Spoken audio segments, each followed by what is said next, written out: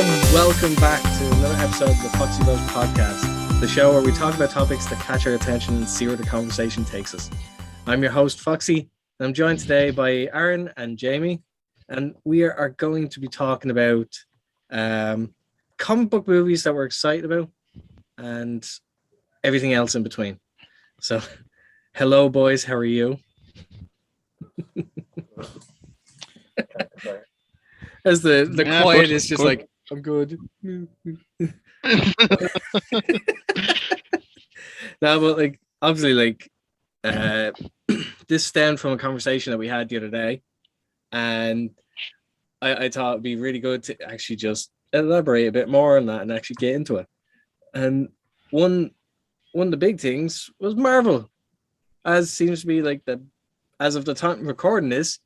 The Spider-Man trailer dropped just 2 days ago. I think it is 3 days ago. And yes, there is a lot to unpack on that. A lot. But I am way excited for this. How about yourselves? I completely agree. Yes, it should be good. Should? Cautiously optimistic. Why, you think Sony's going to come in and just fuck it up? There's a lot going on. There is a lot going on. The last time there was a Spider-Man movie with this much going on, we got Spider-Man 3. Yeah, true. I this one's going to have a lot of. I think this one will have a lot of Kevin Feige overseeing it, so they shouldn't mess it up that bad. Hopefully, if he has anything to say about it, like he'll make sure it goes relatively good. It's part of his vision as well. So, and I kind of trust him at this point. He hasn't really let us down with like not only our the casting, but like the people that he gets to work on these films. Like Marvel have a good track record, so like I don't see him fucking that up. Like I agree, just because like if you look back at the MCU so far, there's been no real misses. Even the ones that aren't as good as the others are still fairly solid when you go back and watch them. Yeah, they are. Like, except for Thor: The Dark World. No one said anything Thor: The Dark World. I like that. Yeah. I thought that was a great way to showcase Loki, like a different layer to him. Yeah. Like, did he have to die again? Or do they have to imply the fact that he died for a second movie in a row? I didn't particularly enjoy it personally. Like, take that out of the equation, but I mean, like, you got to see a different side of him in that film because this was the first time you've seen him care for someone with the mother. The mother was someone he genuinely cared about. And when he heard the news that she had died, sorry, spoiler. It's only been out like well over 10 years. But yeah, he was visibly distraught and kind of upset about this. So that's an extra layer to a character that would normally be cast as just a one-dimensional like character.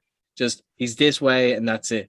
No, this added more layers to the point where you wanted to explore it, and it did with the later Loki series that is now on Disney Plus.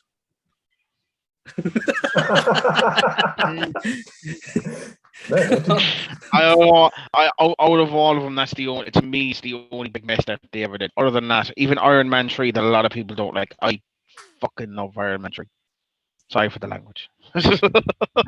First away. Iron Man 3, no, I didn't. I found that to be the weakest out of the three for the Iron Man series. It's more because actually I don't know. I think it's just because like it didn't hit the same kind of beats that I was expecting for an Iron Man film. So maybe that's why I have an issue. I could be remembering it wrong, but was there not an issue there where Robert Downey Jr.'s contract, his initial one, was up? So they were writing Iron Man 3 as a way to write him out. Yes. Which In retrospect, definitely not the right move. No, because they realized they I could didn't get know that. more out of it and more out of him for the next several years. God, yeah. So, but no, I didn't hate it. I just didn't like it as much as I like the others. Even like 2 is a push for me because like I thought having Mickey Rourke as Whiplash is a strange casting, like very strange casting. But he carried it well. Just he wasn't the main in it, so. The Mandarin Sword in 3 did nothing to help it as well. I am definitely in the minority when I say every single time he says my name's Trevor, I fucking pop. I don't know why. I think it's hilarious, and considering the Shang-Chi movie that came out, granted that is like 10 years later, it's like a long joke where he was like Kevin Feige's just like, oh, I'm gonna give the punchline to this joke in a long form soon enough, and they didn't. He's nuts. It's brilliant. Believe me, I was so fucking happy. Like I marked out when I actually seen him in Shang-Chi. I was just like, yes, we're getting more, and we're getting a resolution to it. Thank Christ, it only took 10 years. Absolute retcon, but it's a retcon done right. Yes, absolutely. I'm an actor from Liverpool, and I've been here for years. Oh, you see him too? Yeah, that was the best bit of that scene. He's just like, what's that? He's like, you see him too? It's like his validation. Like, I'm not going crazy. Oh, I'm not going crazy.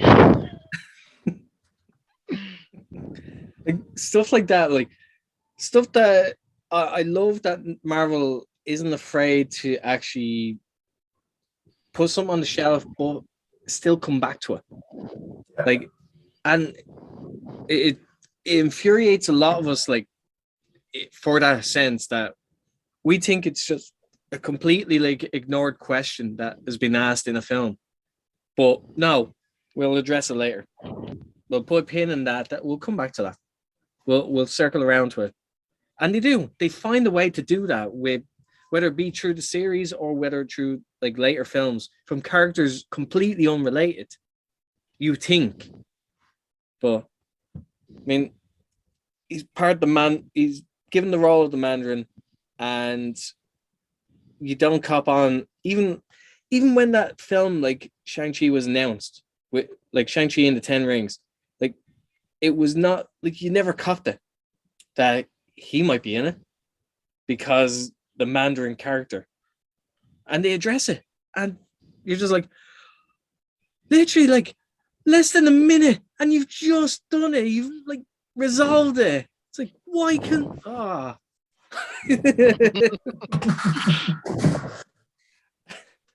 but like now, like with the Marvel films though, like and the series, is the fact that like they're not afraid to put the pin in it. Like when we had Endgame and like Infinity War, we had the Loki situation, and that eventually spun off into like the Loki series, which jumped straight from there, from his teleport to that's where it kicks off. Like which obviously if you haven't seen it, spoilers ahead. Don't know why I have to say that again. But just overacting, if you're watching this video, there's going to be a lot of Marvel spoilers. Oh yes. Spoilers galore. All the Marvel spoilers. Galore. Like but the fact that like with Loki, like obviously by the end of it, it's the time split, like completely like time explosion, splintered and just fucked. The world is fucked. The world is fucked. Ah. Well, I did love. I still go back to that last scene, though. The whole like when what did they name Kang the Conqueror? He wasn't Kang the Conqueror. What did they call him? He Who Remains. Yeah, but that scene where he's just like looking around and he's touching the table and he's like, "Oh well, everything's screwed."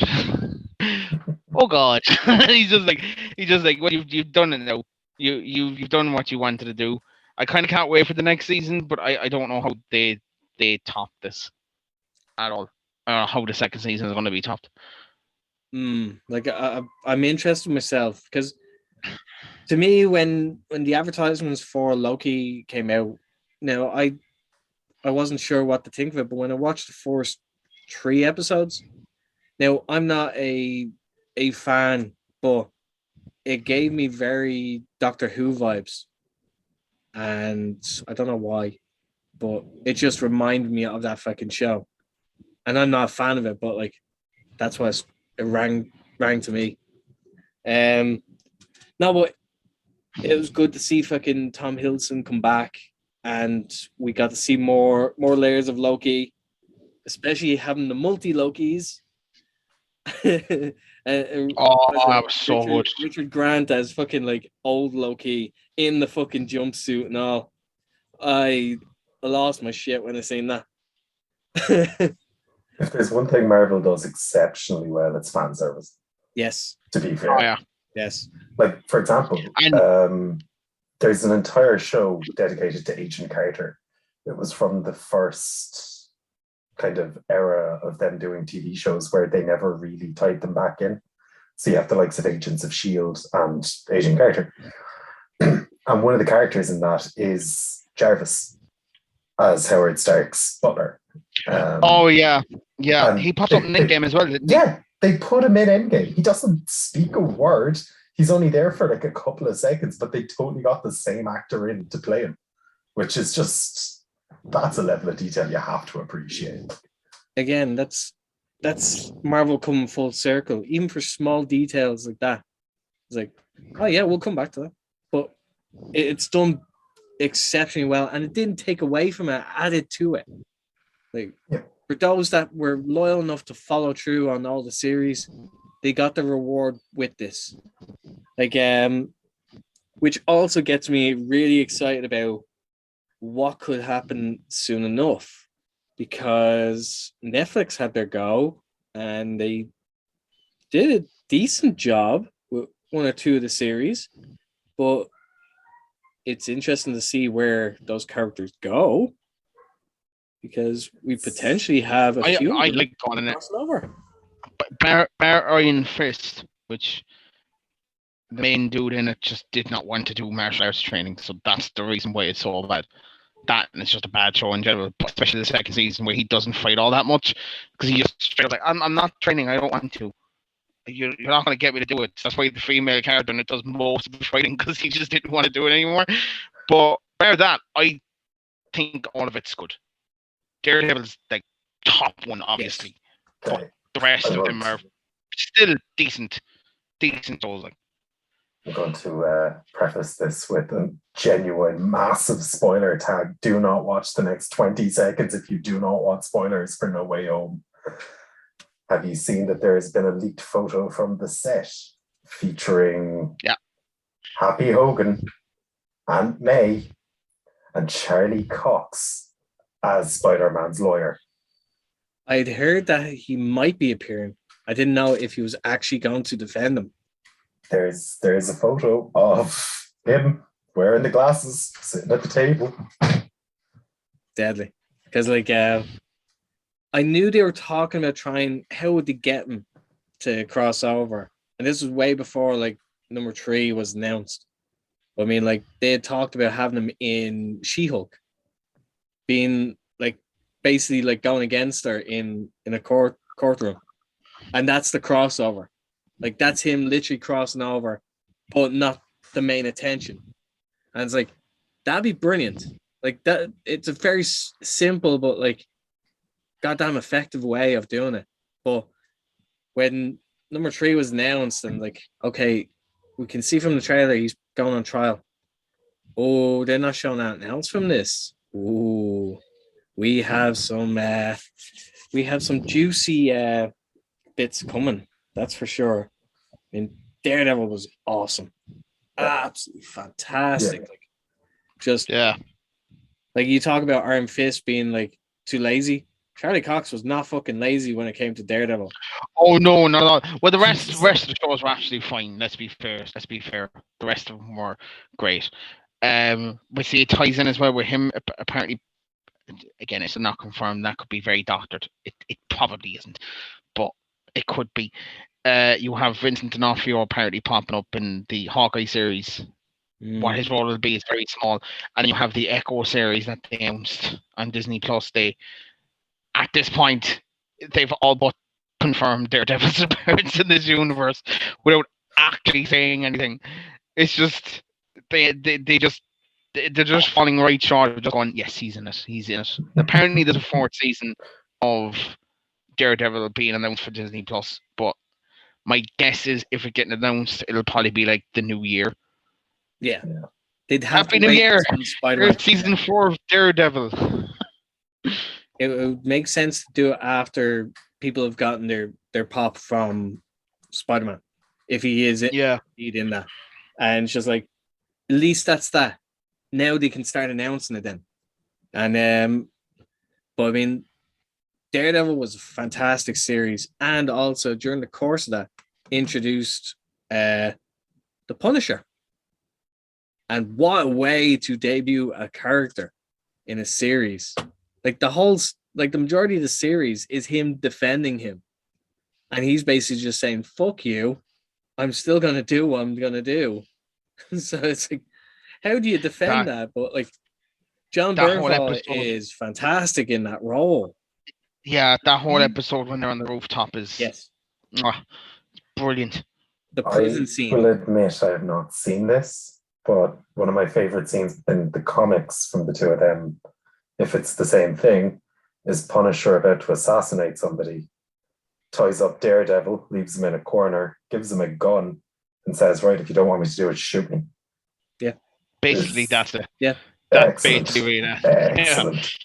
Love it. They're extremely loyal to the comics, like in terms of giving you glimpses of the comics and putting them into a real life setting. And it's doing a better job of, and this is what I always have an issue with the DC movies, especially specifically Zack Snyder, is it's comic book fan service, but knowing why it's good and not just putting it in there for the sake of it. Yeah.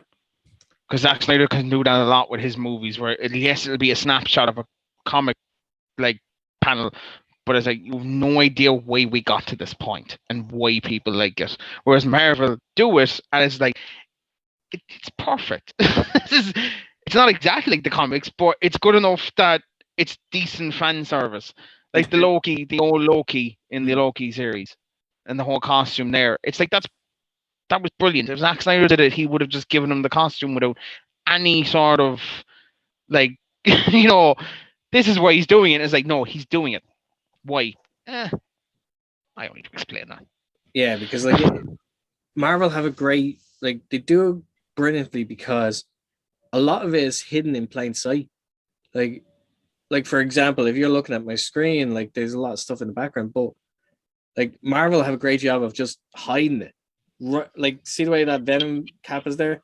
Yeah, like no, it won't be that. Your eyes will catch that, but it won't easily catch like something else that's right above it.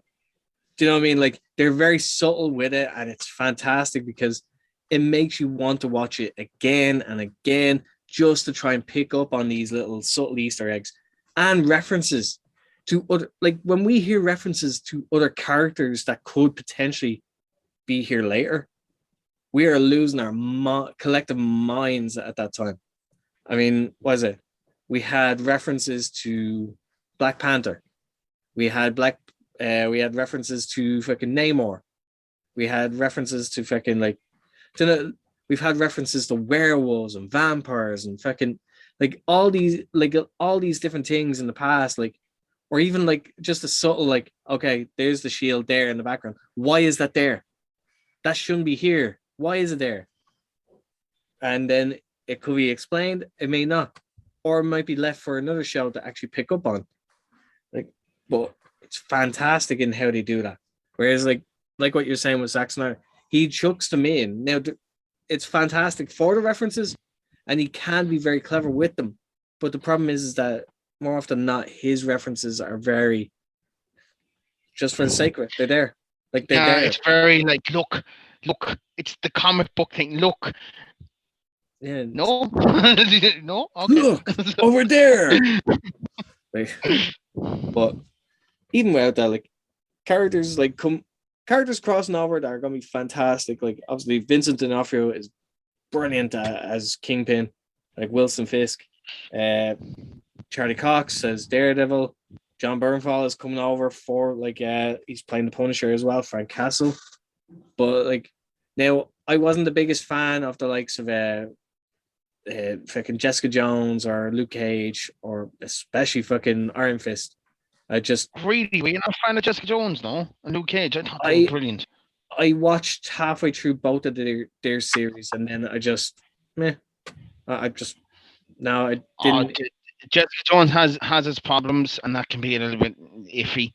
But Luke Cage, I think, has in his 2 series has 2 of the best villains in Diamondback and that other lad from Jamaica that I've completely forgotten his name.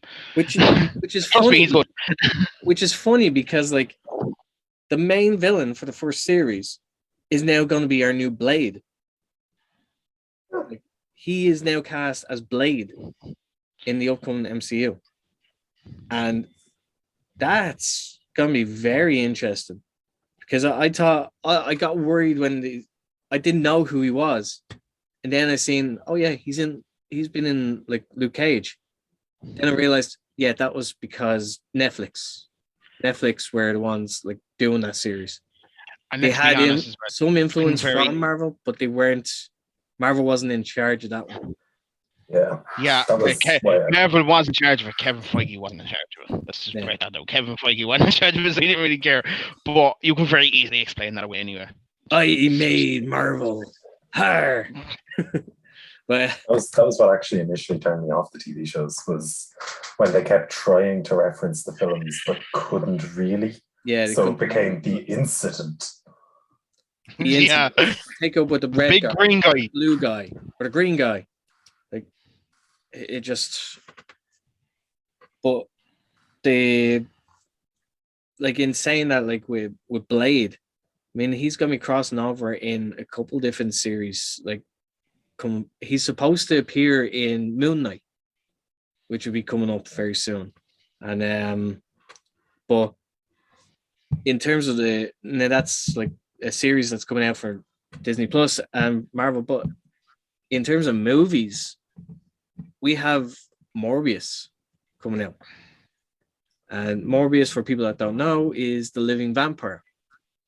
Michael Morbius, like he has a rare genetic disease, tries to cure himself using bats as part of a cure, but is granted these supernatural abilities, one being the lust for blood. And yeah. Public service announcement, don't try that in real life. That's how COVID happens. Yeah, which is funny. Like maybe someone did try that. That's why we're in the that's why we're in the big Marvel fan. Yeah, someone's a very big Morbius fan. I think we all know how it really happened, and if you all watched that special on South Park from like a year ago, you don't know why it happened. Isn't Jared Leto playing Morbius? He is indeed. Because he's exactly the kind of motherfucker who'd start something like this. So people give like Jared Leto a bad rap, obviously, because the portrayal of Joker. But I thought it was great, but it was the wrong movie he appeared in. He shouldn't have been in Suicide Squad.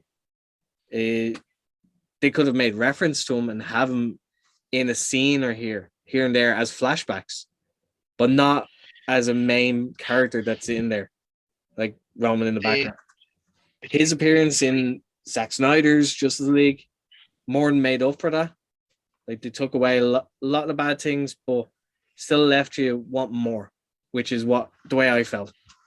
But having him be cast, but I still didn't want him in that. it takes all sorts. Like I may have liked it, you didn't, but it's very divisive in that sense. But I trust Marvel to cast people for the right roles, and I trust that they've got the right person from Michael Morbius. I was going to say, to be fair, Jared Leto can be a fucking fantastic actor. Like Requiem for a Dream is one of my favorite films ever. Insanely intense, insanely dark, but he is fucking fantastic. Like, so he's more than capable of delivering the goods. Like, he's an Academy Award winner. Like, let's not take that away from him. Like, that's how skilled he is. And it's not easy to fucking win those things. And I know, I've tried. Yeah, a lot of tried. But like it's like for the likes of his ability, I mean, like he's been in so many different films, even as small roles. He's in Fight Club. Like, people don't realize that he's in Fight Club. He's in American Psycho. He's in fucking what else? Fucking Alexander the fucking Deadly. What was it? Alexander. That's it. Sorry. Alexander the Deadly. Very different film. Very different film. Very Dublin film. He is a very good actor, but I think what turned people off him was that he went way too hard in trying to be like a really weird Joker, with rumors that he sent used condoms to the actors and fucking dead animals, and it's like, you're trying too hard here, buddy. I think just tone it back a little bit. To be fair, I think a lot of that has to do with him just being a weird motherfucker in real life. Yeah. Like, there's a lot of stories about 30 Seconds to Mars as a band. And you've got his whole Jesus complex and starting a cult on an island. It's the cult. Great actor. I love the fact that no one mentions the fact that he's like a leader of a cult. No one mentions that. It's like, it's not. I know it's after the 70s, and it's probably not going to ask him to drink Kool-Aid, but I still feel like something we should keep paying attention to. Be no harm in checking in, like, you know. Like, for the, like, he's definitely like on a different world, like mentally, but like the idea, like for him, as like as I said, I do trust Marvel to cast the right people. I think this is more suited to him and because he does have a strange sense of humor anyway, and to translate, he's a method actor. So he tries to dive into that person and their psyche. That's why, like, a lot of people had a hard time with Joker. It's like, Joker is a character that isn't fully like defined in the sense that, oh, you have to stick to this way, you have to act this way. No, Joker can be anything, like anything. Over the years, he's had so many different like mentalities or deviations or otherwise. Like, he's been a gang boss. He's been a fucking like a psychopath. He's been a fucking sociopath. Like murdering clown. Like that, a jokester, a prankster, a fucking all these different things. But like, who's to say there's one way to do the character? So, but like, even when it got announced first, I actually quite like the look of him. I was like, okay, this is different, but it seems like it works and generally what they're going for with the movie. But I know it was the studio's fault as well that his part got significantly cut back, that you didn't really get to flesh it out properly. But even David Ayer leaked the script of his version of the movie, and it's no better than what they actually put on screen. Apparently he's a complete and utter like weirdo that like just over sexualized Harley Quinn and beat the absolute shit out of her, and it didn't do it like right. I think it's like the whole Zack Snyder thing, putting stuff in that has no like, you're putting it in, I get it, but it's not the reason why it was in the comics. It seems to be your own reason that doesn't really work. Well, I don't know, that's what I'm saying. People tend to forget about like the actual like dynamic between like Harley and Joker is that like she's a victim of fucking, what's it, Munchausen's? No, not Munchausen. Stockholm syndrome. Stockholm syndrome. Thank you, Jamie. Very welcome. Because it's like, that's a serious fucking thing. You fall in love with your abuser. I mean, like, that's what David Ayer was trying to do with his version of it, and that got significantly cut down. And we're told, oh, let's focus on the love aspect of it. It's like, I know. And that there was way too much of that kind of, and you'd see it on social media where people were like, "Oh, couple goals." It's like, no, not at all. No. But we digress a little. Like now, Morbius, was supposed to come out last year, and I was up until like recently. I wasn't really looking forward to it until the recent trailer came out, because the teaser was okay, but it was just But the trailer really sold me on it, and to the point where I'm like, I want this out now. I need to see it. I want to see it. But not only that, the implications of where and when this is taking place, because in the trailer we got so much information from that. We got they've made reference to Venom, that an incident happened in San Francisco, which is where Venom was set. We also got reference that this is the police seem to know him and are either working with him or trying to help him, either way, or trying to catch him, one or the other. He's gone to prison. He bumps into Michael Keaton, who happens to be frequent in that place, which is odd to be there, considering that he was in the MCU as Vulture. He's playing the same character, but that's what gets people confused in terms of where and when this is taking place. And obviously we've seen the poster in the background when he's escaping of Spider-Man / murderer, and it's the Tobey Maguire version. Now, but with the pose from the PlayStation game, that's what's also throwing people off. That's exactly what the Spider-Man looks like in PlayStation loading screen on the PS4. So, like, no one knows what this is going on. That's what I mean. Like, so something tells me that it's going to be, the Morbius film is probably going to start in around the same time as Venom 2. And during the course of it, the Venom incident has happened, but the merger has happened as well, which will explain why certain characters are popping up here, like Michael Keaton. It would explain, because they're in a big prison, so guaranteed, like, there's probably a handful of like different prisoners just magically crossing over in the merge. So I could kind of see it being like that. It's set just before, as it happens, and after. That's what I'm thinking for Morbius. Was this originally meant to come out before or after Doctor Strange? It was supposed to come out before Venom. So, but what about Doctor Strange movie? Doctor Strange was meant to come after. Right. Doctor Strange was always intended to be after Morbius.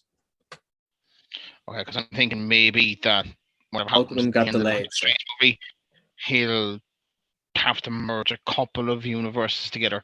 I think that's the reason why this would explain why he has, different versions of like different types of like Daily Bugle logos and white Venom, Vultures in it, or this or that or the other thing. So I think maybe that's the reason, but I don't know. It might be good, but I'm not really beholding my breath on it, just because I have no interest in the character. There's a chance that because of when it was filmed, and you can do a lot in post, but at the same time, the deal between Marvel and Sony is still relatively new. Wasn't so long ago they were talking that Spider-Man was going to have to leave the MCU because of that deal falling apart. Thankfully, it seems to be all on the up and up. We don't only get one Spider-Man, spoiler alert, but yeah. I think all of them potentially hasn't been confirmed. Potentially, but I seen that clip you were talking about, like, Jamie. I seen it. Yeah. And yeah, you're definitely right. Someone has been edited out of that shot. Yeah. And so for those that didn't want a spoiler for the next 10 seconds, yeah, in this trailer, which is different to the one we got, fucking a shot of Spider-Man going toward the enemies, but magically the lizard gets knocked away from something invisible. Now, and not only that, if you see the high-res image, you can actually see the outline of something that looks blurrily red and blue and upside down doing a cartwheel kick. mm-hmm. Oh, really? Is there? I didn't see that. Yeah. I didn't see that at all. Oh, he'll send it to you later. There's also the Sandman is going for the Spider-Man we can see, but the other two seem to be drawn in other directions for some reason. Which really furthers the speculation that we're getting 2 more Spider-Man. Not just 1, 2 more. So we'll have potentially a total of 3. That first scene we're talking about where pops up, I may cry. Because I've already recently rewatched that trilogy. It's like, he's the best Spider-Man. No one will take. I've watched all the Spider-Man movies, every single one of them, even into the Spider-Verse movie, and no one is telling me that Andrew Garfield is better than him. It just no. I will not listen to that at all. My take on this whole thing of who is the best Spider-Man is Tobey Maguire made a fucking brilliant Peter Parker. Yep. Not a great Spider-Man. Mm-hmm. Andrew Garfield, fucking brilliant Spider-Man, not a great Peter Parker. Mm-hmm. Tom Holland, best of both worlds. Yep. I completely agree with that. Because I don't know if you've paid attention to the discourse online about the Spider-Man and which one's the best, but Andrew Garfield fans fucking hate Tom Holland. Like, they will nitpick everything about that character down to its minute details. I'm like, lads, and at least you know the other Spider-Man can save their girlfriends. Now,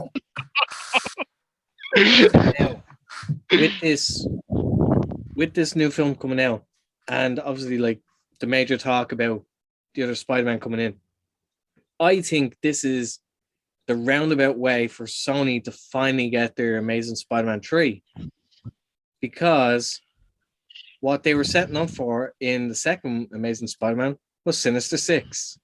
Yes. And what are we getting in this? Sinister 6. 5. Sinister 5 announced. Who will be the 6th? Because there's plenty that they could actually kind of pull from. Mm-hmm. That are still in the wings, and there's been many through the history of like the Sinister Six, so they can rotate who that 6th person could be. There's there's a couple of things that I noticed in the trailer that I kind of want to throw out there. One of them is 2 minutes and 11 seconds into the trailer, because I took note of the timestamp. There's a shot of the Green Goblin flying towards the screen with pumpkin bombs flying. Now, the problem is if you pause it, because it kind of looked weird to me, if you pause it, he's not wearing a mask, and it's not Willem Dafoe. Long hair. I actually have something for this. So, the guy who plays Ned lost an absolute ton of weight midway through filming this movie. Apparently, he's very lean, not lean and skinny, but he's lost a lot of weight. And I think is it in the comics? Ned is actually an actual character in like the comic books. He is an actual character. I don't know. I don't think he's an actual villain or otherwise. But he's just a character that's there. Well, people have been speculating that he's going to be the Hobgoblin. What was you were saying? 2 minutes and 11, was it? 2 minutes, 11 seconds. Yep. If you run into it, you should be able to clock it. Yeah, it is someone else. That is not Willem Dafoe's Green Goblin. But then again, that could be like an upgraded gear. Fair. Because I mean, was no version of the gear leaked online? That's completely different to what we see in the trailer. It's got it's like goggles, thing over it, armor, probably a new glider, maybe. But that's not out of realm of possibility for sure. Like if you've noticed, Doc Ock gets an upgrade midway through a fight. Hang on, I really want to talk about this part because I don't think he does. If you take note of the scene where he slams Tom Holland's Peter up against the thing and says, "You're not Peter." Peter's mask is retreating off his face. That's the Iron Spider suit. Those are nanobots. Yeah. His arms are fueled by AI. I think it's Peter's suit taking control of the arms. Because if you watch the scene where those arms start turning red, he's staring at them like, what the fuck is going on? He's not angry, he's not aggressive, he's confused. I think that's how Peter beats him. Maybe. Like, we don't know. Like, because before that fight starts, you see him get into his Iron Spider outfit. Now, by the end of it, with that scene, you see that there's less of the armor and it's all coming to his chest to protect him. But you also see a shot of like the tentacles, like basically turning red and gold. So it could be exactly like that. Or his tentacles actually can absorb like the tech. Who knows? It could go. Maybe. And there's a thing as well in the trailer that no one really's pointed out, that when Electro hits the building, at some point in the trailer, the very first scene you see him firing out, he's like, "You're not going to take this away from me." And he fires at a building that Doc Ock falls off of. I think Doc Ock will realize, keeping with his character in the second one, that Spider-Man's not a bad guy, and I don't think it's going to be the Sinister Five. I think it'll be the 3 Spider-Men and Doc Ock kind of helping them against the lads, because he does get blown off the building. You see the tentacles out and everything, so you can't say it's somebody else. I do think 100% that he's going to help them and maybe get killed halfway through it. Oh man, they're going to Uncle Ben Doc Ock. No, Uncle Benning, happy. Standing by the fact he gets killed by Green Goblin. That's been my theory since the first trailer, and I stand by it. So, obviously, like, we have all heard at different points, like, someone's gonna die. It seems like someone is gonna die. But some are saying Happy, some are saying Aunt May, some are saying like that could be. Now, I think it's gonna be one of the Spider-Men, to be honest. And if it is gonna be a Spider-Man, I think it would be Tobey Maguire's. It would make sense. Yeah. Because if you were to do it in terms of chronologically, he would be the oldest out of them. So it makes sense to play on that he's been doing it a long time, and one of these days he got caught. It wouldn't be out of realm of possibility. I've seen a theory, and not to once again go to the Uncle Ben well, much like they do for these movies, eh? I have seen the theory that it would be Toby and his version of Spider-Man that gives Tom Holland's version of Spider-Man the "with great power comes great responsibility" talk that he never got in the MCU, and then fulfills his destiny. That would be good. Like, it would make a lot of sense if that's the case. Like, there's so much to unwrap in this. I mean, like, it's brilliant that we're getting these characters back. And like I said, like, the Amazing Spider-Man are finally getting their third go around with this. There's no two ways about it. Like, you're getting the majority of the villains appearing in this film. Then also, like, Tobey Maguire's villains, Willem Dafoe is the main villain. And apparently he's going to be the main MCU villain. Like, the main MCU, like, Goblin. Like, that's mad to think, like. So they must have plans for him. I was always hoping that when they brought Oscorp into it, that Matthew McConaughey would be Norman Osborn, because I think he'd be a fantastic Norman Osborn. He still could be. Because in effect, even though it's in the MCU, Willem Dafoe's Green Goblin will be considered a variant. He's not from that universe. Yep. Yeah. This is also like the Loki plays a factor in this as well. Yeah, I know. All right, when they in the first Spider-Man movie, when they said they sold the building, I think everyone was just like, "Oh, it's Oscorp or Reed Richards. It's one of them. They're all coming in," and then they announced Jim Carrey was going to be MODOK, and I'm like, "Oh no, it's him." No one's telling me otherwise in that one. it's AIM. What a casting. I look forward to that brilliant casting. So good. Like, I mean, I tried to think about that for a while. Like before, like it was announced, I was like all these celebrities want to get in on it, and just like you need to find the right role for them. So the likes of Jim Carrey came up. I was like, who the fuck would you cast him as? And then it's like, then they announced it as like MODOK. He's heavily rumored to be MODOK. I was like, yeah, it don't make sense. Like a fucking zany fucking like nutcase, but like incredibly smart at the same time. Like, yeah. If he can go half as hammy as he did in the Sonic the Hedgehog movie, I'll be very happy. He was fantastic in that. he was so absolutely good fantastic in that. I remember when that got announced as well first, when he was in it and the trailer got announced, it was like, I'm sure I'd find it if I go on my Facebook page somewhere. That if he can just ham it up like he used to do in the 90s in this movie, I'd be more than happy. And when I watched it, I was like, oh, perfect. He did exactly what I wanted to. The whole dance scene when he's in the he was building whatever the fuck he was doing. Oh, I was like, this is just perfect.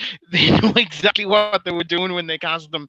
And he's been a bit odd doing movies with violence in it as of late, because I know he was in the second Kick-Ass movie and he didn't want to promote it because he was like, oh no, it's violence and I don't like that anymore. And I'm surprised he did the Sonic the Hedgehog movie, because I know it's not that violent, but it's still violence.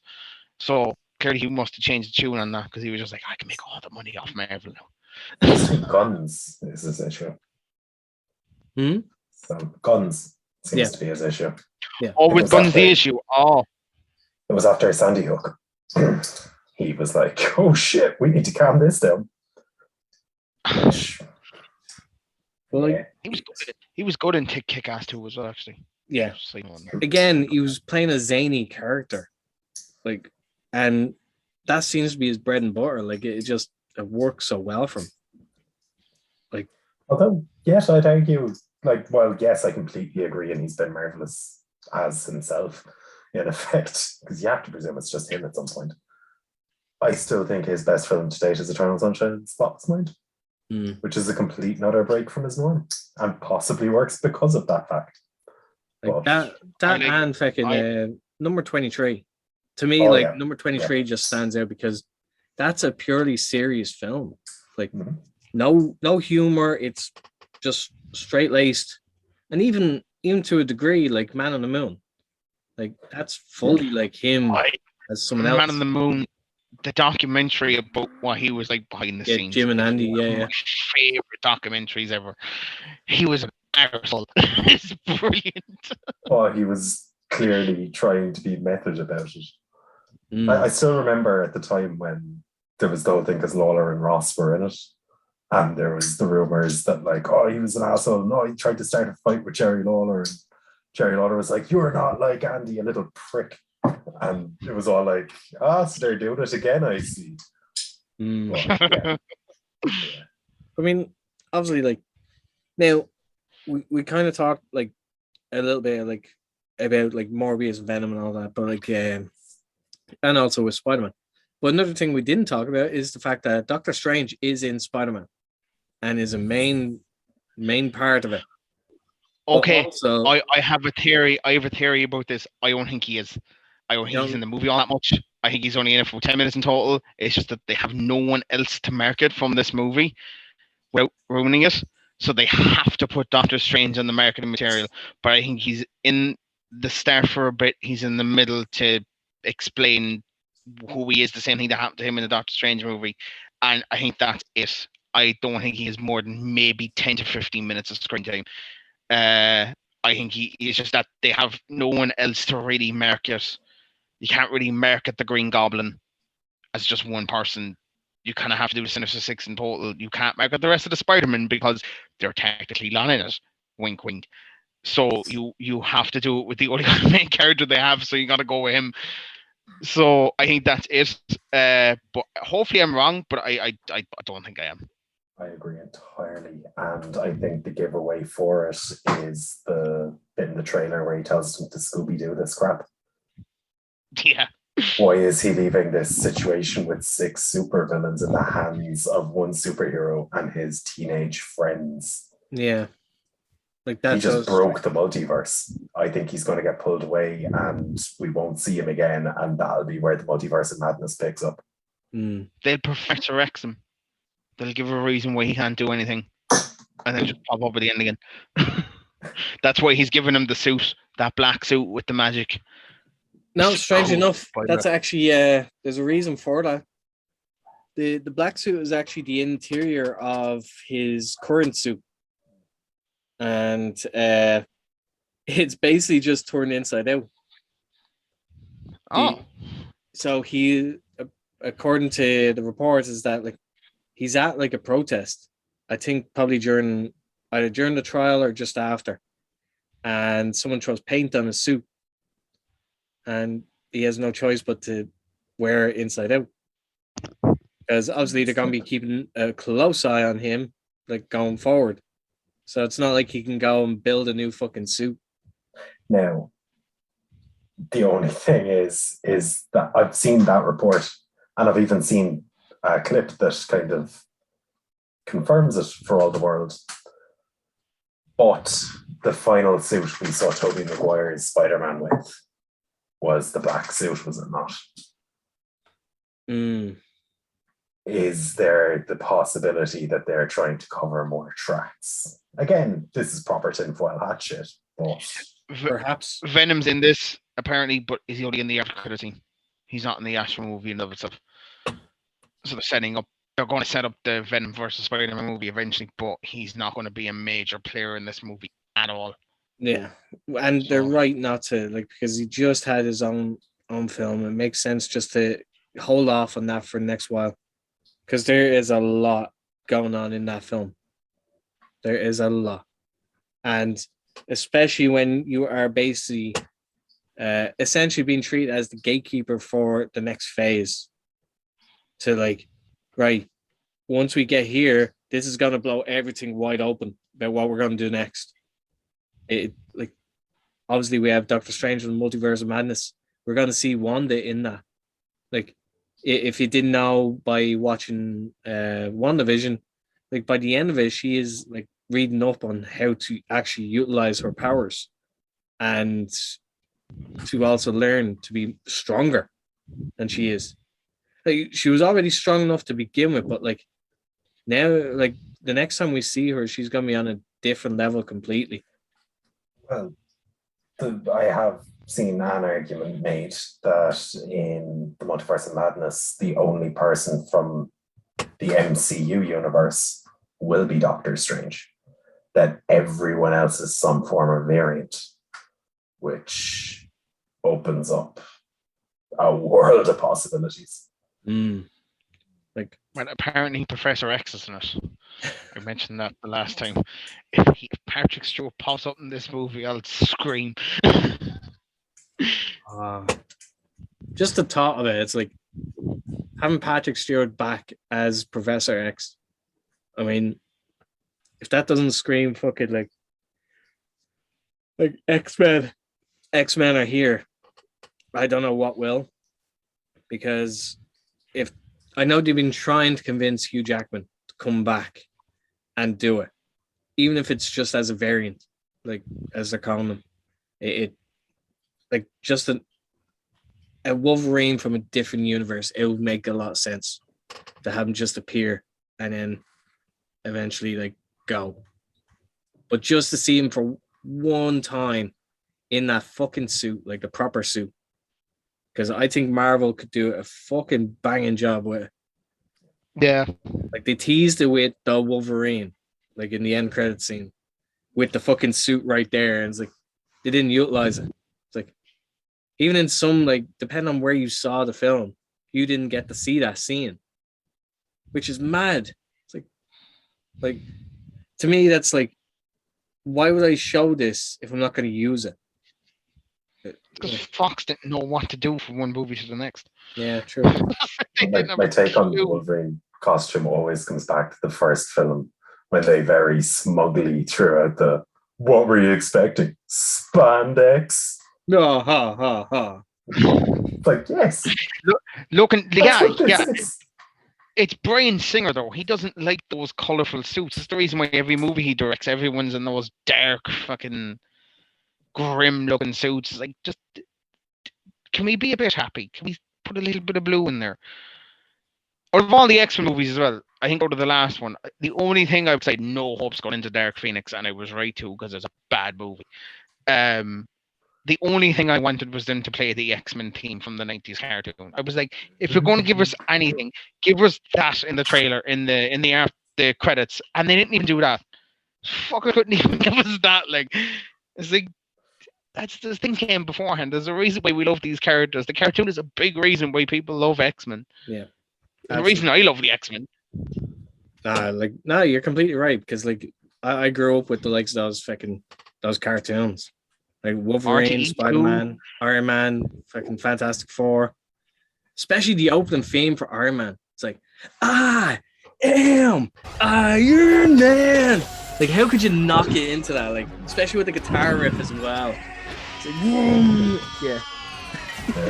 They were all fucking brilliant though. Yes, they were. Spider-Man, radioactive. Just like very techno-y and fucking synthy. It was, yeah. But like, all of those cartoons had those weird synthesized themes. Like that is one was like Teenage Mutant Ninja Turtles. Like, one thing you don't appreciate until you're older and you go back and watch them, the fucking level of storytelling for them. Jesus, yeah. Like, the animation was top notch, the music was top notch, the voice acting was really like good, and then the stories were actually like, you actually had a ongoing story throughout the seasons, which is brilliant, like for that time. And they carried that across, like they were one of the few that actually did that, like across the board. X-Men had a long concurrent fucking one. Did they have the Dark Phoenix storyline? Yeah, the Dark Phoenix storyline, like Jesus, like Jean Grey fucking getting like possessed by a cosmic being, yeah, and then they had to kill her, basically. That's what I'm hoping is though when they do come in, that they don't touch on any storylines that have already been done. The only one I want from the Fox universe to come over is Galactus, which later on when we talk about future theories, I have a big one when it comes to this. I feel like was solidified with the Eternals movie, but yeah, like I don't want them to do the Dark Phoenix one. I don't want Doctor Doom in it anytime soon. I don't want Apocalypse in anytime soon. I want Doctor Doom at some point, but I want him to be a big bad instead of just a bad guy in one of the movies. I want him to be like a genuine threat. An Avengers level threat. An Avengers level threat, yeah.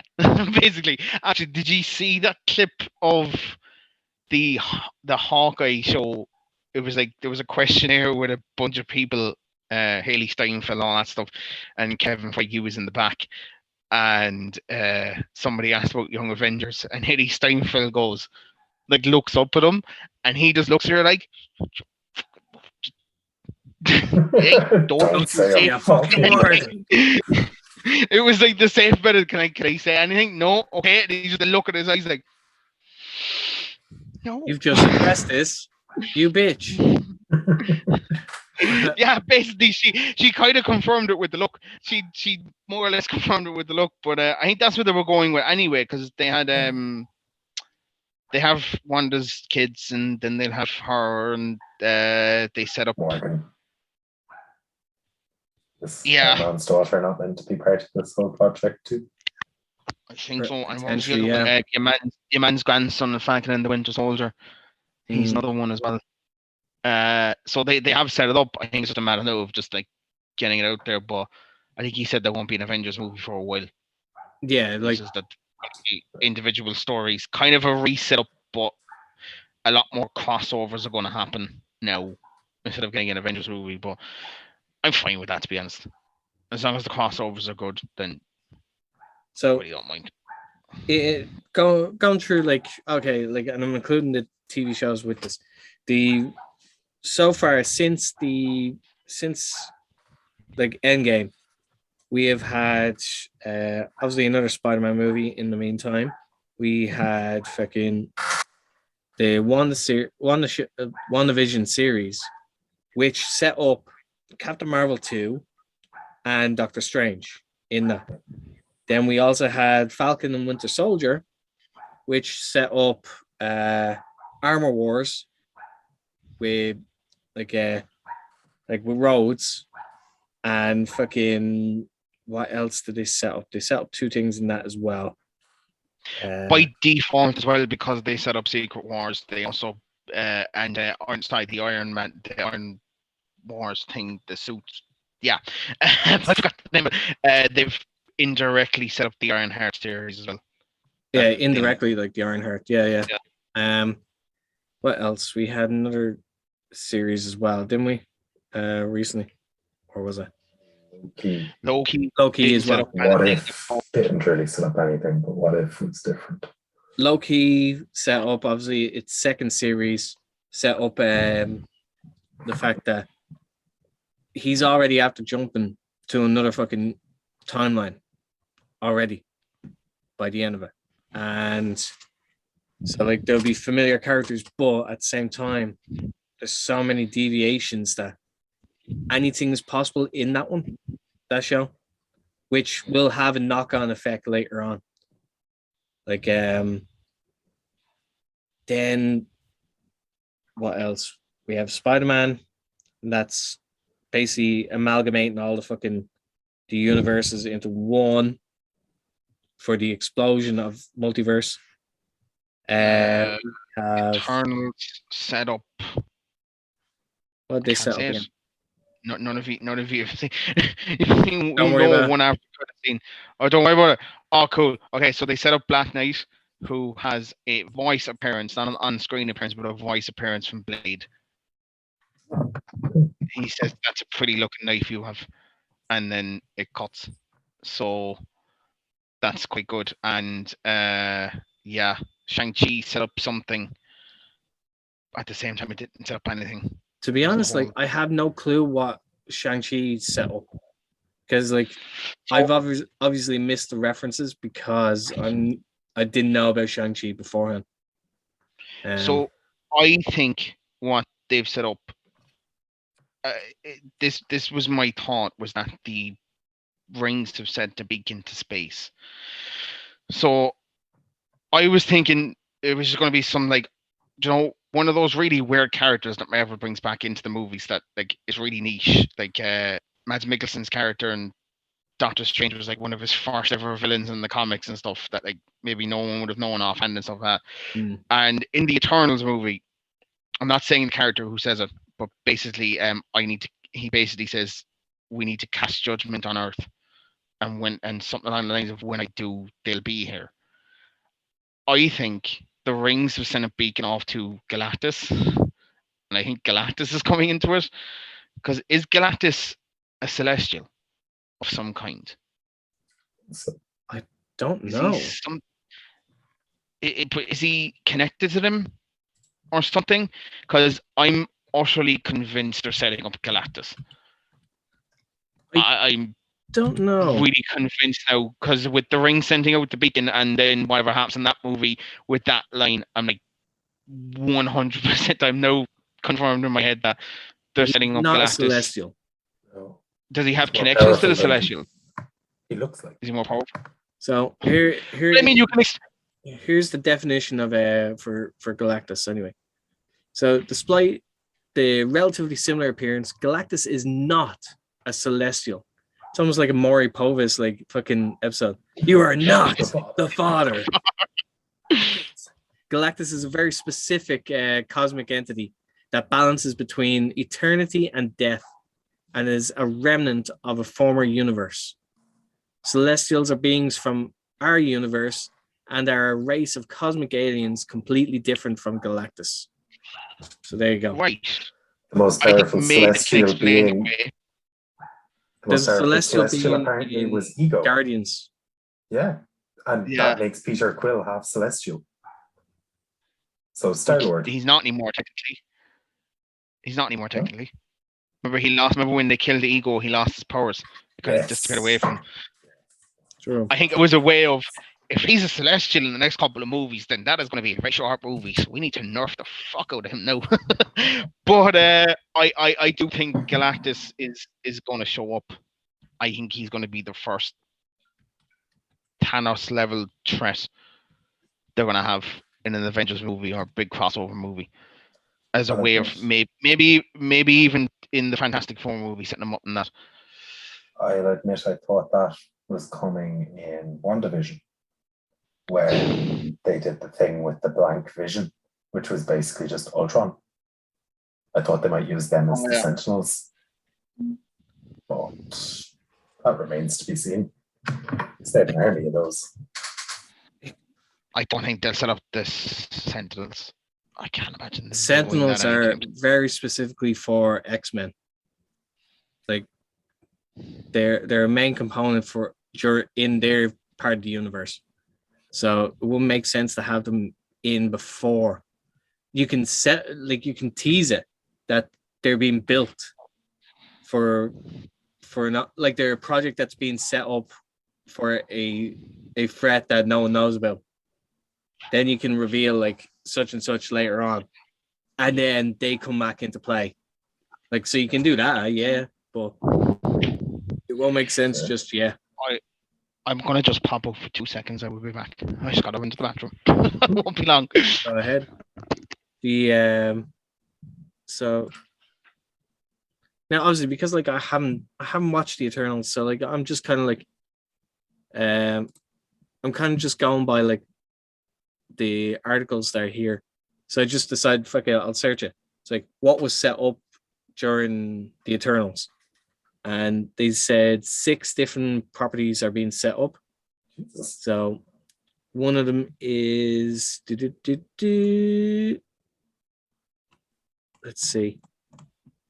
So one that's being set up is Black Knight, which is Kit Harington. Another one is Blade. Black Panther 2 has been set up. Fantastic Four as well. Okay. What else? Guardians of the Galaxy 3. Oh. The Infinity Watch. And yeah, that's what it is so far anyway. Well, also looking at the release schedule for the next couple of years. So, I mean, we have Doctor Strange in the Multiverse of Madness. That's 2022 in May. Thor: Love and Thunder. That's in July. Black Panther: Wakanda Forever. Why did it go forever? Forever and ever. Louise Wadwick. Princess. Inconceivable. The Marvel / Captain Marvel. That is in February for 2023. Yes. Guardians of the Galaxy 3. That's in May 2023. And Ant-Man and the Wasp: Quantum Mania. That's in July 2023. So that is 6 films over the next 2 years. There is TV shows coming in that interim as well that are going to plug some gaps and set things up, because I know Miss Marvel is going to be used to set up the Marvels. Yeah, well, obviously, like if you watch WandaVision, like Rambo is essentially a Marvel. Like she has. Speaking of that, Black Widow set up Hawkeye in a similar manner. Yeah, with Florence Pugh. Like what are we talking about? I was going over the 6 films that are coming out over the next 2 years, but I was also referencing some of the shows or movies that have been set up from the Eternals. From the Eternals? Oh yeah. Yeah. And there's quite a bit. Like quite a bit. Oh. Like as I was saying, the Infinity Watch. So that's another one. Guardians of the Galaxy 3, Fantastic Four, Black Panther 2, Blade, and Black Knight. So hold on, how the hell did it set up Black Panther 2? Yeah, I'm about to actually. Antagonist. So here's the explanation that they give. So more than a decade after Iron Man 2's post-credits nod at Atlantis in Shield's tab on the Atlantean Ocean, Eternals finally gives Atlantis a reason to come in contact with the surface world. Tiamut's colossal frozen body will definitely take more than the entire workforce of damage control to clean up, which means that it may be up for the Atlanteans to do it. The Atlantean king Namor, the Submariner, a powerful Marvel hero known for his bad temper, may believe that he's entitled to hold the surface world accountable for any damage caused to his kingdom. Given that Namor is rumored to be Black Panther, Wakanda Forever's. I did it again. Forever. Forever. Forever and ever. Just call it Wakanda Nada, like the Hulk did in Ultron. Like Namor is going to be the main villain for Black Panther 2. Events of the Eternals could be the catalyst for the war between them. Okay, so that explains that. That would be a stretch, I think. Yeah, maybe. Where's Atlantis supposed to be in the Marvel comics? Is it supposed to be in the Indian Ocean? What? Where Atlantis in the Marvel comics? Where is it located? Is it located in the Indian Ocean? Isn't that where the Celestial popped out of? Or am I wrong there? I feel like it was the Indian Ocean where he popped out of. I think so. So, going by this, so there's gonna be like war. They're gonna be at odds like in that Black Panther 2 between Wakanda and Atlantis, but potentially they want to piggyback off that and explore the actual influence the Celestials left on Atlantis in Namor. Fantastic Four. Now, Loki introduced He Who Remains, the benevolent variant of Nathaniel Richards, which is mad to think, who's a descendant of Mr. Fantastic and the Invisible Woman. Eternals doesn't hint at the existence of Reed Richards, Ben Grimm, Sue, or Johnny Storm. Instead, it establishes the limitless power of the Celestials. It opens the door for another godlike entity setting his eyes on Earth. Just like every planet provides the Celestials with enough energy to induce their birth, every planet possesses the necessary energy to feed Galactus, the devourer of our worlds. So there's a lot going on for that. Atlantis in the Marvel comics is located between the Atlantic Ocean and Europe. Sorry, it's between North America and Europe, which is the Atlantic Ocean, which is what I meant to say.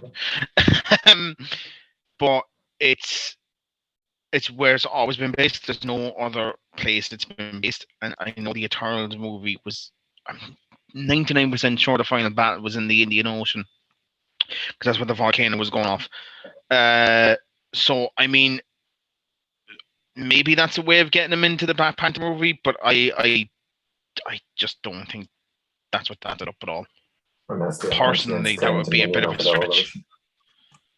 So, obviously, these are some of the things that have been briefly set up. But in regards to it, what do you think? Obviously, we're setting up for Fantastic Four and X-Men by the end of Phase 4 and Phase 5, respectively. So they're gonna be the biggest reveals out of the two phases. So with Phase 5 having the fucking one of the biggest bads basically by that point. But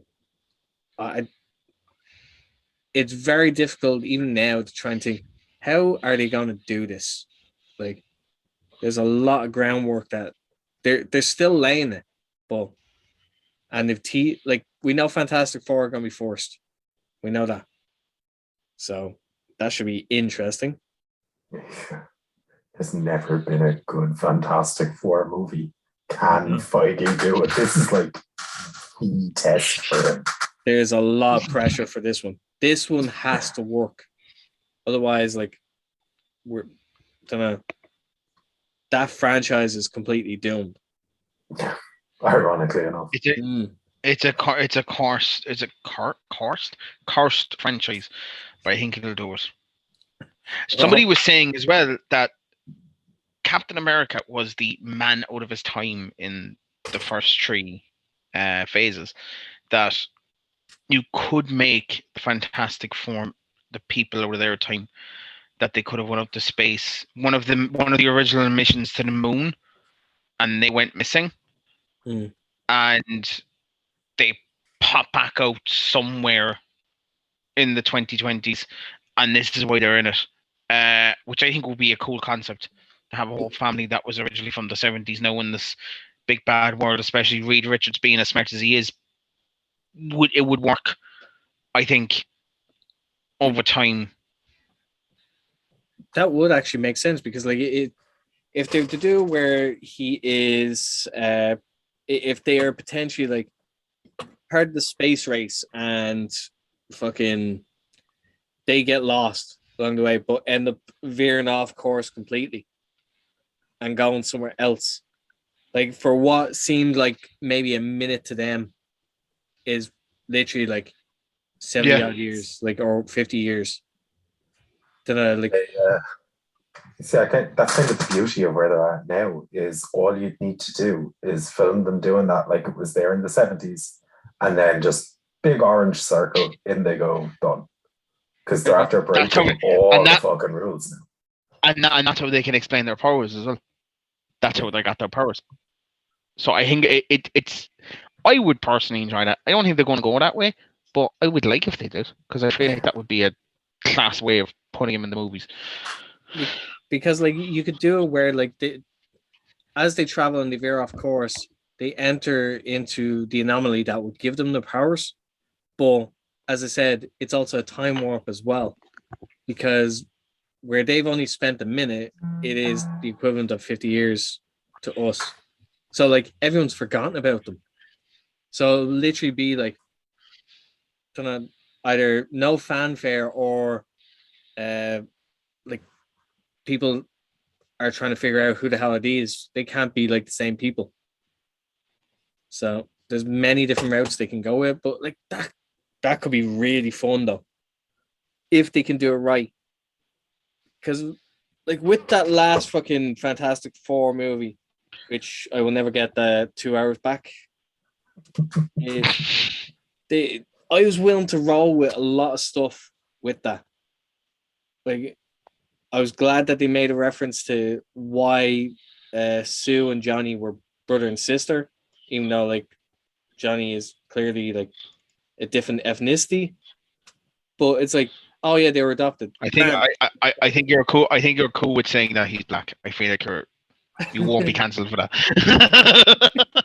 You never know, so that's why I'm covering my bases. But like, that's fine. I love when they do that. Like, if there's even if it's a throwaway line, it explains it. That's it. It's done.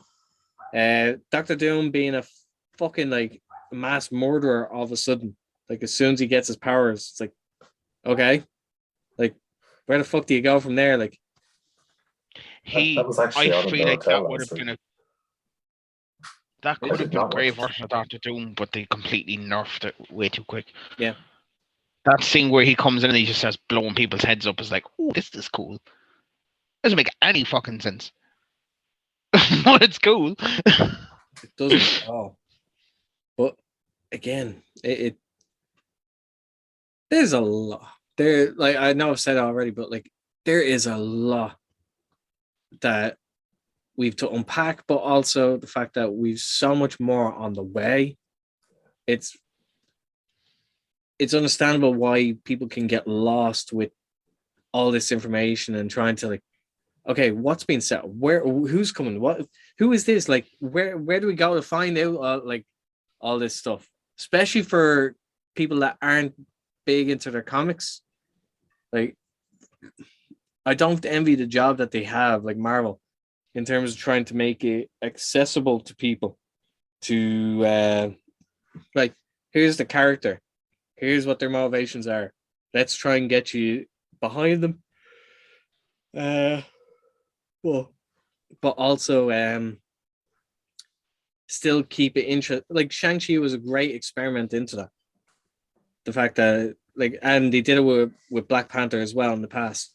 It's like introducing a brand new character into the movies and making it work in a way that's very commercial, but not sacrificing the actual character itself in the process.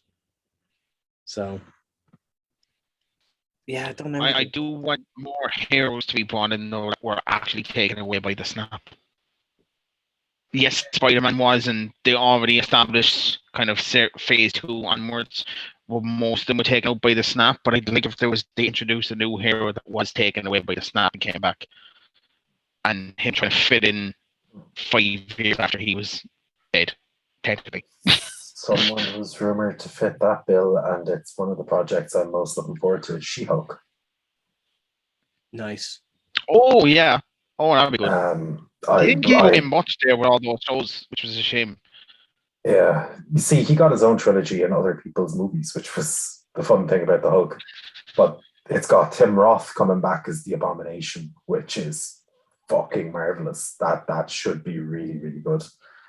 And it's got Tatiana Maslany playing She-Hulk. And have either of you watched Orphan Black? Because that woman is fucking spectacular. I genuinely think she's like a young female Gary Oldman.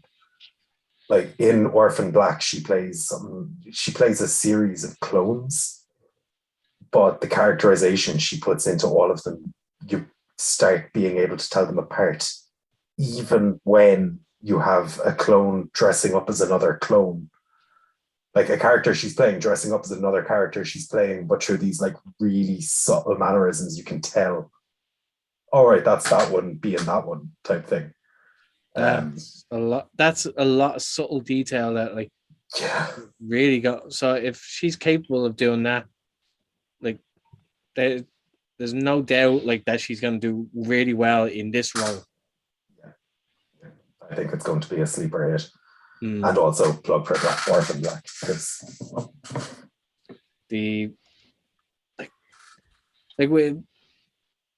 I know people are kind of crying out for why doesn't the Hulk get his own solo movie again? And as you said, he's had his trilogy in other people's movies.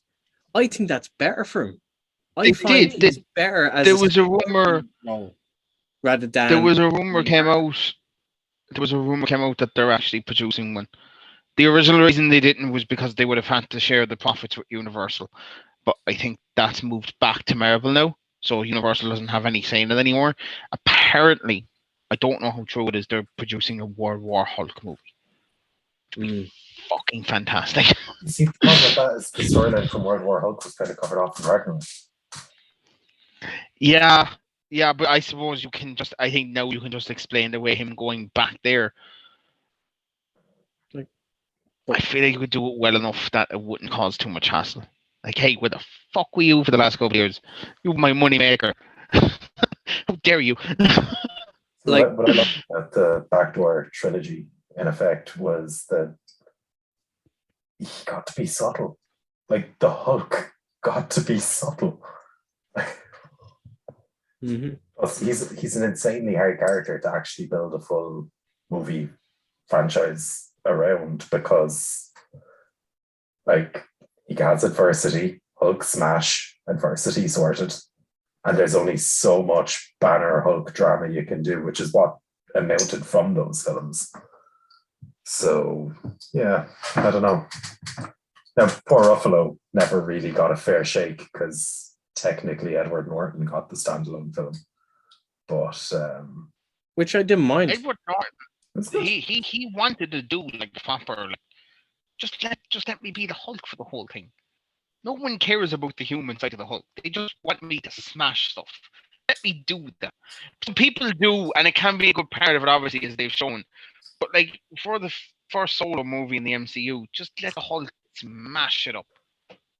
There's nothing wrong with doing that. But And that's the reason why he didn't like promote the movie either, because he was on the outside then with Marvel and but being an own there's the awkward problem. actor. Like that's the problem, is the fact that like if you just take that one side, like it's very limited in what you can do with it.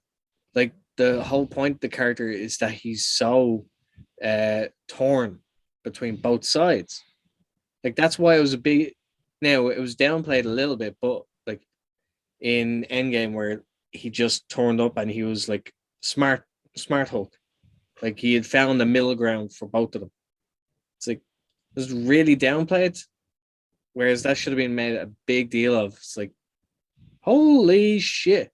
Like, how did you come to this? Like they did explain it, but it's just like it was very on the low. I think like. Have any of you ever seen the Kevin Smith movie Mallrats? Yes. Because Stan Lee's cameo in that.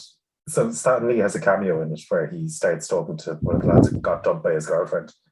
He starts talking to him about the Incredible Hulk. And it's a completely bullshit excuse, but it's brilliant. Where he starts talking about how he created all these characters from his own life experiences, and he created the Hulk after he got dumped, and he was a rage of emotions, and that's all the Hulk really is. And it was just like, that's really good for something you put out of your ass. But yeah. Wasn't he supposed to be learning his lines for that in Captain Marvel? Wasn't he learning his lines for that in the bus? Yes. Yeah. That was the reference like that they gave.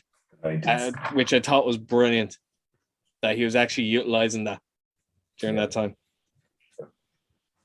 Do you think it's safe to say, actually, that if he'd not passed away, that when What If got around to its episode with the Watcher, it would have been him? Oh yeah. Oh yeah. Absolutely. 100%. Absolutely. Yeah. Like it's one of those. He's one of those characters that, like, well, sorry, I say Carter. Like his cameos got to be more than just a cameo. We got so invested in it because everyone wanted. Oh, when's he gonna pop up? Where is he gonna pop up? Who's he gonna pop up as? Like this time? Like holy shit! It's literally just occurring to me right this minute that him being the Watcher and transcending the multiverse effectively now fits with the MCU telling of the story. Because if you're bringing in people from the Holland or from the Toby and from the Andrew Spider-Man universes, his cameos in there still hold. Yeah. Which, matter of time until we get Affleck as Daredevil. Imagine. I'm one of the people that actually loved that film. Like, but no, really, people actually like that film. The director's cut of that film is fucking brilliant. The director's cut, like, is the actual film. I don't count the theatrical cut. Yeah. Because the fucking director's cut is an extra half hour of clips, but it explains away so many things. Like, you wonder. Does it actually explain stuff, or is it done at Batman versus Superman where it'll all make sense now, but it doesn't really? No, it actually explains. Really does. Like, genuinely does. Oh, yeah, my God. Like, there's a subplot that is actually one of the reasons why a lot of things actually happen. And it's, I find that to be like a complete film when you watch the director's cut. It's very enjoyable. Like, it's a good pace to it. And because for years I kept wondering, it's like, wait, why is he meeting him at a hotel? Why do suddenly, like, the cops are coming to the, like, Fisk Tower? It's like, but this explains it. Like, this explains exactly why, and also you have Coolio in the subplot as well. So, yeah. How can you go wrong? The fucking most random like cameo, like, just Coolio is there. But no, definitely, like, check out the director's cut because it'll make it a lot better. But again, like, there is a lot, and again, we can talk about this till the fucking cows come home. But obviously, we have to kind of come to a close. Like, but I love how we only covered Marvel and haven't mentioned even DC. Poor DC. We did a little bit. Bones at 2 hours for the trust Marvel. Yeah, exactly. That's how vast this thing is. and we've barely like really Scratched touched the on stuff. surface, yeah. But I wanted to complain about DC again, how the Batman movie makes no bad sense in the world it's headed, but that's gone. like, no, but all in all, like I'm very excited for like the films and the TV shows, especially the potential of like the characters that could appear in these films and TV shows. Wow, like we're in for a fucking treat for the next few years, like for the foreseeable, really. I'm not even saying like next year, like because they're gonna keep going until we stop going. So it's as simple as that. Like I hope we don't have fatigue too, or they don't go too far. I think as long as Kevin Feige's there, it's going to be fine. But once he leaves, I think that's where it'll wane. It's one thing actually since phase 1, and it's become less apparent in places, but in phase 1 it was really, really out there, was he was exceptional at making them so that they weren't all the same superhero film. They were different genre films with superheroes in them. Yes. As a framing device. So like you got a World War II movie, you got a fucking heist movie, you got a it was they know what they're doing. I mean, like touching on horror now. Yeah. That's where they're going now, and that's gonna be an interesting fucking avenue to go. I mean, we were kind of talking about like fucking Marvel Zombies, but we got that with the What If series. Yeah. So obviously they don't really have the intention to do it as a live action. Not yet, anyway. I say not yet because you never rule that fucking shit out. No, they're doing a cartoon. Disney Plus. They're getting a Marvel Zombies cartoon, so I think that's the most we're going to get out of that. I don't expect them to ever do a live action Marvel Zombies. No. But again, look, that's exciting stuff, and it really is. Like, thank you very much for coming on the show. Thank you for having us. Thank you to anyone who did watch, who are watching the video. Thank you very much. If you liked it, please like, subscribe, and comment on things you agree with, your theories or otherwise. Please let us know. And if you listen to this, thank you, and we shall see you again in the next one. Peace out. Bye bye. Yep.